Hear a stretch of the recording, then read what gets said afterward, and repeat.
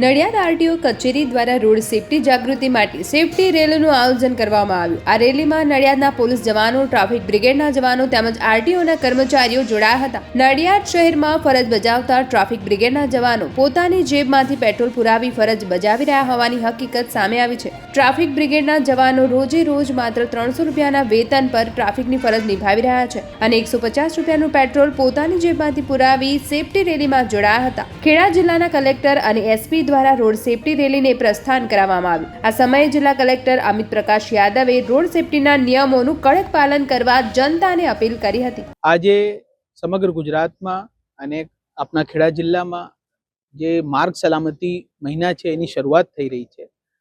તો આ દિવસે હું ખેડા જિલ્લાના દરેક પ્રજાજનોને, દરેક વાહન ચાલકોને, વાલીઓને, વિદ્યાર્થીઓને આ મહિનાની શુભેચ્છા પાઠવું છું। અને આ જે ઉજવવાનો આશય છે એનો હેતુ છે કે આપણે જે રોડ સેફટીના નિયમો છે એનું પાલન કરીએ અને આપણે દર વખતે યાદ રાખવાનું હોય કે ઘરે આપણી કોઈ રાહ જોઈ રહ્યા છે, તો આપણે કુટુંબીજનોના જે આપણા ઉપર જવાબદારી છે અને જે યંગ લોકો છે એમના માતા પિતા એમની રાહ જોઈએ છે। તો આપણા માટે ખૂબ જરૂરી છે કે રોડ સેફટીના નિયમોનું પાલન કરીએ અને ખેડા જિલ્લાને અકસ્માત મુક્ત કેવી રીતે આપણે કરી શકીએ એના ઉપર 1 મહિનાનું આ અભિયાન રહેશે। આ અભિયાનની હું ફરીથી આરટીઓની ટીમ અને જે પોલીસ ખાતા છે આમાં એક્ટિવલી જોડાયા છે, હું દરેકને એની શુભેચ્છા પાઠવું છું।